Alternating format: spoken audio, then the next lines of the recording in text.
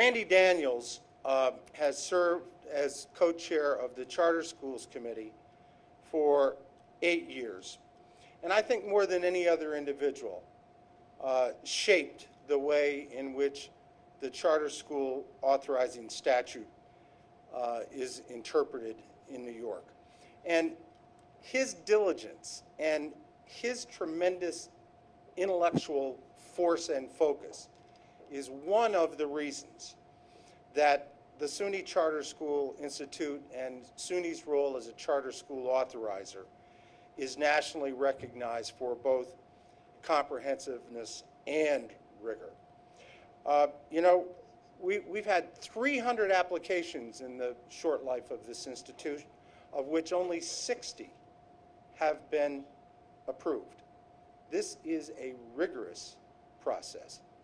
All who apply do not qualify because there are high standards for admission to the Suny Charter School family. Randy has demonstrated in his lifetime that he has no appetite or aptitude for failure. His life and his work is a testament to success.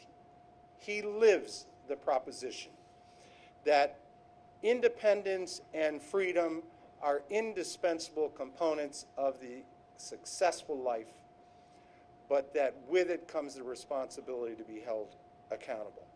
So it is a great honor for me to present to you the voice, the spirit, the moving force behind charter schools in this state, our most articulate voice, our most persuasive voice, our most passionate voice, Randy Daniels.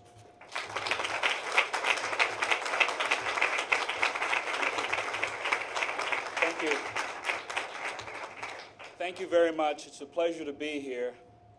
And my, 10 years is a long time. I think we're all a little slower, a little grayer. But as I look at this group today, I see that the work was truly worth it. I believe that as a society, if we are to realize our fullest potential, if we are to achieve the greatness that is imbued in all of us, we must put children first. If we put children first, we are a better America, we are a stronger America, we are a secure America if we put our children first and mean it. And to do that, we must rededicate ourselves to the notion of public education being a right. After all, free public education was founded as a concept in New York. New York has been a leader in every aspect of education over the years.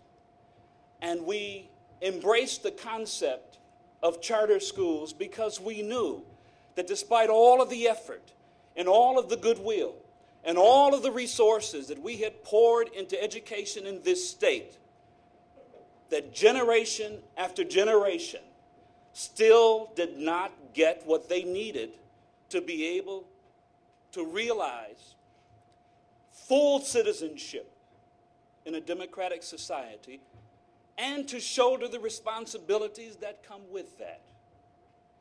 And so we propose this notion of independent charter schools, generating from the goodwill and the desperation of parents to give their kids the opportunity they did not. So we convinced people like my good friend Governor Patterson and many others to reconsider the proposition that there was only one way to get this done. After all, much of the damage was in the very districts that they represented. And we also knew that many, many parents wanted for their children what they did not get.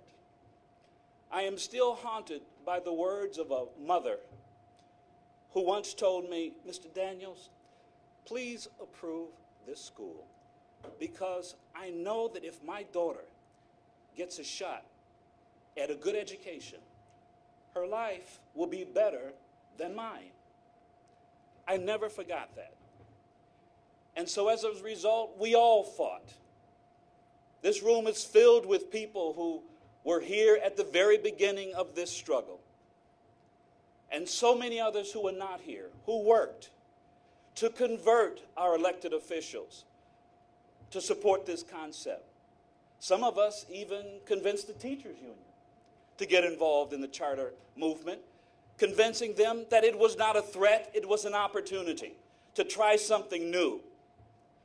At the end of the day, the children must come first. But we cannot have excellence in education without good teachers.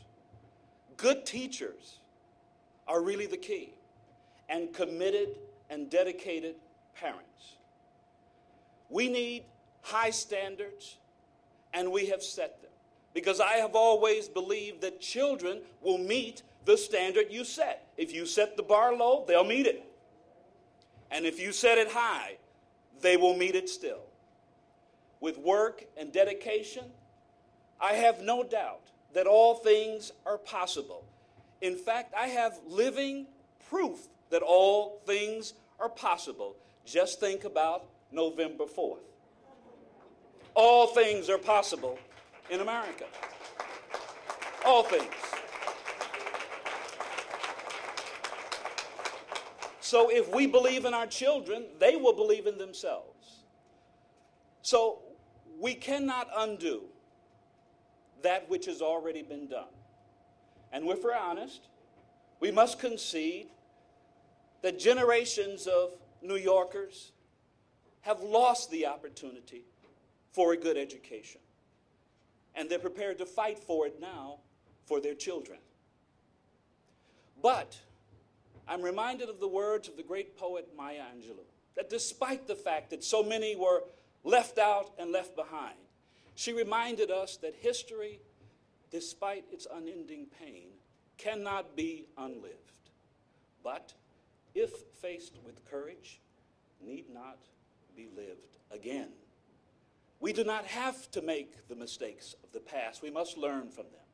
And we must dare to be different and dare to try new approaches and new ideas, because these approaches and ideas do not threaten anyone. They add to what we're attempting to do here. So while the charter school movement was indeed a force, it is much stronger because parents and like-minded people got together and decided that this was a worthwhile exercise, worthy of our time, worthy of our resources, and worthy of this dedication. And now we see the results. We see what is possible in the poorest, most disadvantaged districts in this state. We see what is possible. We see the raw talent that is before us. All we have to do is to dare to give these kids an opportunity that is better than the one we had. And if we do that for them, if we do nothing else but do that for these children, I am supremely confident that tomorrow will be better than today, because we did the work to make it so. Thank you for inviting me. Thank you for the time. Thank you for your dedication to this process. And thank all of you who continue to fight this great fight for our children.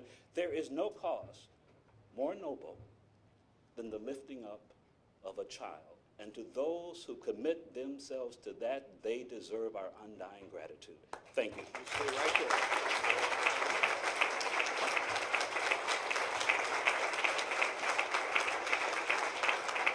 Thank you.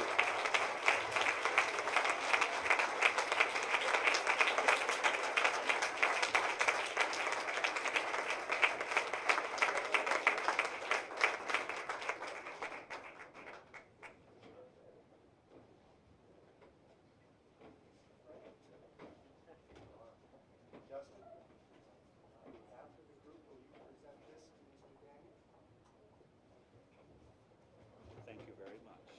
It's my pleasure.